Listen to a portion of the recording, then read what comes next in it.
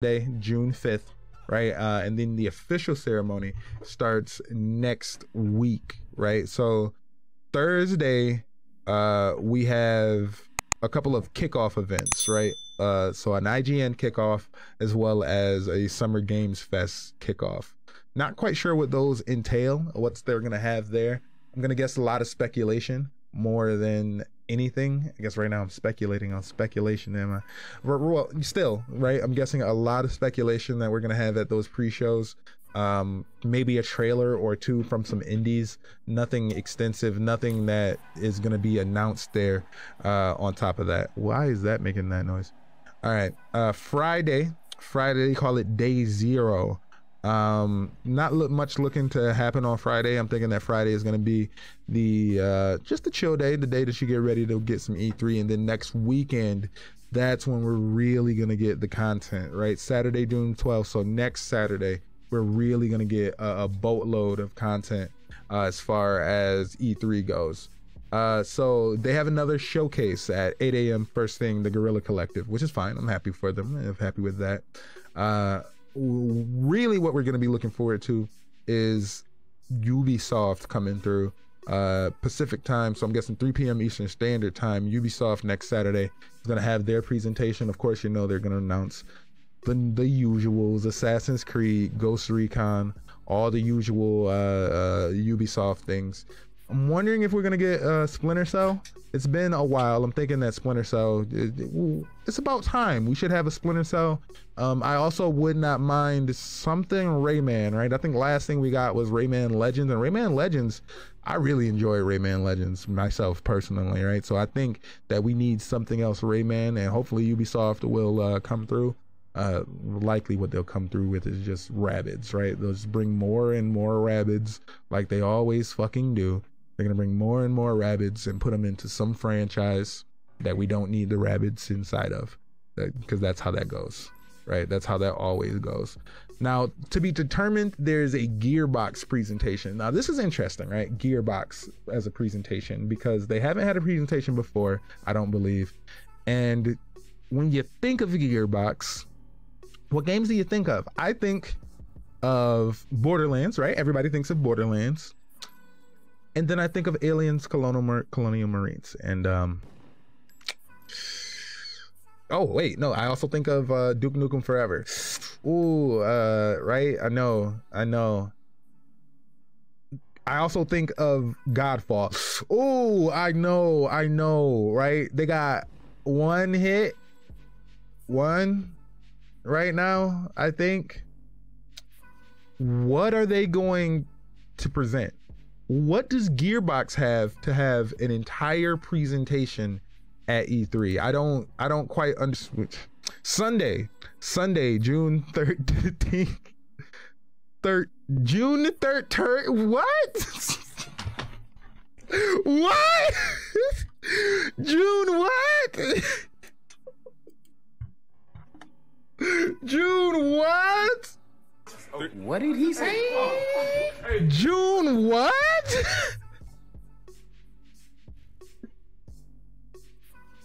IGN.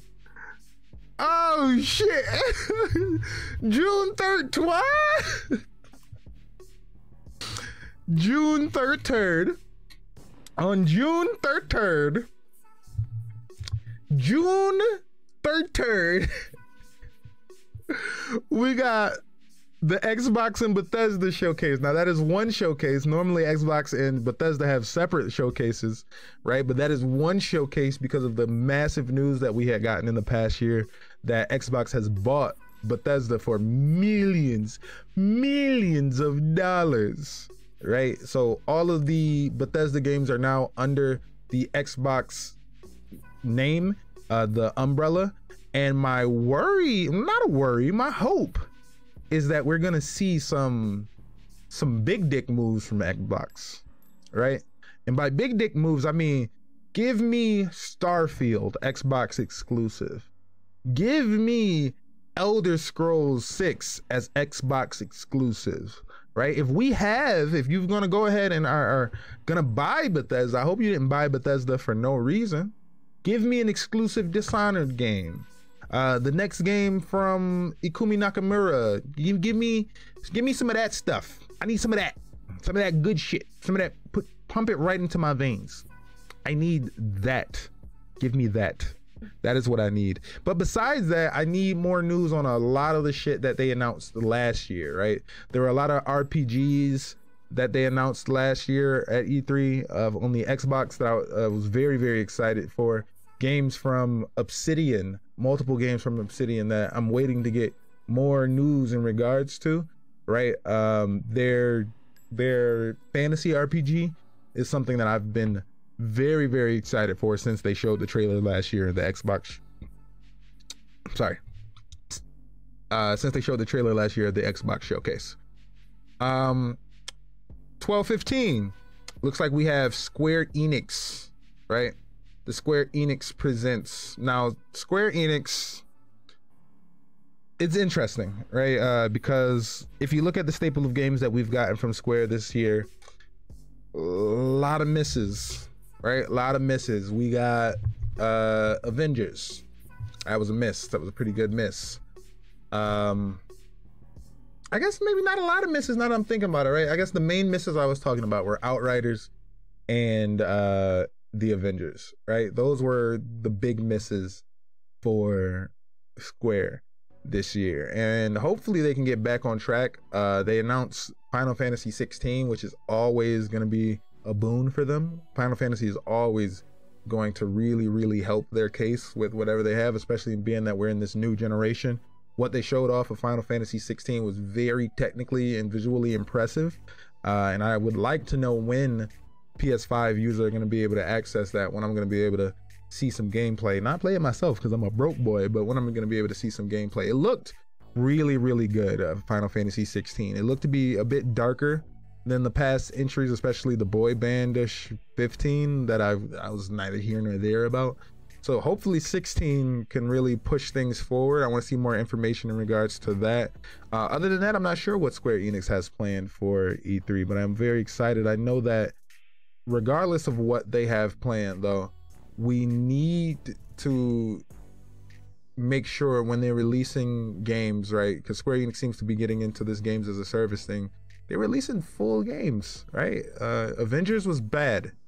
Not necessarily a full game. Outriders was a full game, but broken. We just need them to do these things right. And for the love of God, keep Tetsuya Nomura away from anything and everything that you're ever going to be doing. Please, for the love of God, keep Tetsuya Nomura away from that E3 presentation. For the love of all that is holy, keep him and every one of his 13 belts away from that presentation. Fuck that guy. And I know what you're thinking. Fuck that guy. Fuck. Why no Tetsuya Nomura slander Final Fantasy 7 remake? Shut up. Okay. Moving on. Oh my God. I just really don't like Tetsuya Nomura. I really don't like that. We have the PC Gaming Show and the Future Game Showcase. Usually those are snores. Those are normally snores. Let's move on to Monday. Monday. Right, the penultimate day of E3, second to last. We have Take-Two Interactive, Capcom, and then Mythical Freedom and Verizon. Now, I'm not familiar with those last three as game studios, especially Verizon, like Verizon Wireless. I'm not familiar with that, but Take-Two and Capcom I'm very, very interested in. Now, Take-Two likely are going to be coming with another Grand Theft Auto trailer, as they always do, right? They're always going to come with another Grand Theft Auto trailer. They're also going to come with another NBA 2K slot machine trailer. So let's get excited for that, guys. Another NBA 2K slot machine. But who knows what other interesting type of shit that we may see. Who knows if we're going to be seeing any sort of DLC for something like Red Dead maybe, or maybe some online information expanding GTA Online and Red Dead or whatever they may be doing. Who knows, there might be some new IPs. WWE had to skip a year on their 2K franchise because that was such a clusterfuck for 2K21. So, I'm sorry, for 2K20. So let's see what they got for 2K22. Take-Two Interactive's presentation should be fairly interesting, just to see if they were doing any work. Because personally, I just don't feel like what have they been doing really besides updating Grand Theft Auto, right? Unless I'm wrong, unless I'm missing something, unless like my mind is blanking on a Take-Two, I don't know. But I think that Capcom is the one that I'm super excited for. Capcom is the one that I'm super excited for, because Capcom has been like operating at full tilt lately. They have been moving on all cylinders. They really have. I mean, starting with Resident Evil 7 and just going forward, they've just been making hit after hit after hit after hit after hit, right? Like, even people can complain about Street Fighter V and what it released as, right? But like, Street Fighter V is still, as of right now, pretty much the standard. So look, Resident Evil 7, Monster Hunter World, Devil May Cry 5, Monster Hunter Rise, Monster Hunter Iceborne, Resident Evil 2 remake, Resident Evil 3 remake. Have they missed recently? Has Capcom missed recently? Have they missed recently?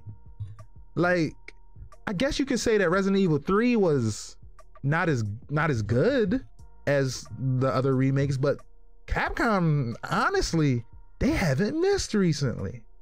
Them boys. This motherfucker don't miss. No, he's fucking good. That motherfucker don't miss, man. He's good.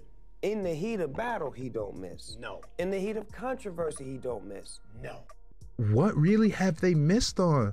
They've been operating on all cylinders. They've been going at it these last few years, just pumping out quality content one after another. And whatever they present here at this E3 presentation, I'm going to be excited for, and I'm going to be ready to see. I'm going to be honest. I think that whatever they have for us, I think that it's going to be very, very worth the wait, honestly, especially being that they're going on the penultimate day of E3, right? Like the second to last day. We're going to be waiting on this Capcom presentation for a while, but hopefully they got something for us, you know? Hopefully they got something for us. I mean, hopefully they haven't blown their load with Resident Evil Village, right? Hopefully they haven't blown their load with Resident Evil Village, because that did just release, right? And now they have a press conference right after that. So we're not going to get anything Resident Evil as far as a mainline series goes. We're likely going to get Resident Evil's multiplayer mode, right? That was supposed to be releasing. So we're going to get some information on that. We also will likely get some information on the Resident Evil 4 remake that I hear is supposed to be happening. But as far as mainline Resident Evil, I don't think that we're going to be getting anything from them for a while, being that Resident Evil 8 just came out. Maybe some DLC announcements, maybe. But besides that, I don't see much besides that happening for Capcom right now. Tuesday is the last official day of E3. Tuesday, and I'm gonna guess this is how they got Nintendo to come here. They pretty much looks like they promised Nintendo the main event on Tuesday, June 15th for E3, right? And that's probably how they got them to return to E3 after that giant hiatus that they took for a while. And I'm gonna be honest, I'm not much of a Nintendo gamer, so I couldn't sit here and tell you what they have. I know that this year is the 25th anniversary of Pokemon, right? So with that being said, there's gonna be a lot of Pokemon stuff, a whole lot of Pokemon stuff, likely. We're gonna see Brilliant Diamond and something Pearl, right? The remakes of the Sinnoh games, which we should be seeing. Hopefully they don't neuter those games and the difficulty that those games had. We're gonna be likely getting more information on Arceus or Arceus. I'm not sure, whatever you want to go with. We should be getting more information on Arceus coming through. Is their Breath of the Wild answer supposedly to that is their Breath of the Wild answer supposedly, though even that doesn't look, at least from what I saw, it doesn't look amazing. There has been time since the last time I saw that game, though. We have no idea what Nintendo is going to bring to the table, but whatever they're going to bring, it's going to have something to do with Pokemon. I don't know if we're gonna see some Mario. I mean, it's E3 and it's Nintendo. We're likely gonna see some Mario, but I don't know if we're gonna see Mario that matters, right? Some people are asking for a new WarioWare game. So some people want some new audio. I have no problem with that. I know that I have no interest in seeing Mario, Luigi, Peach, Bowser, or anybody play any sort of sports or race in a car. I have no desire for that. So hopefully that's not what they come with, because I'm gonna be disappointed if they do. But I'm gonna be honest, as far as Nintendo goes, I honestly have no horse in that race. I don't play many Nintendo games. I'm not a big Nintendo fan outside of Pokemon, and Pokemon has lost the goodwill for me. I really want a Waluigi game. Now, if they announce a Waluigi game, I'd be interested. Simply because Waluigi gets no love.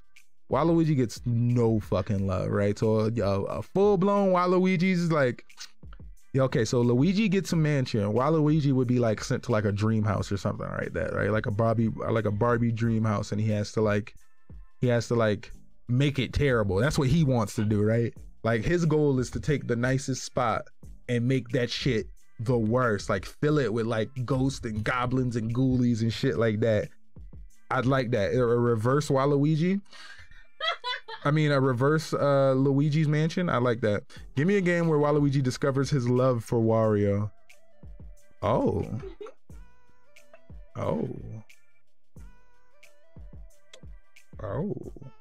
And then they destroy the Mushroom Kingdom.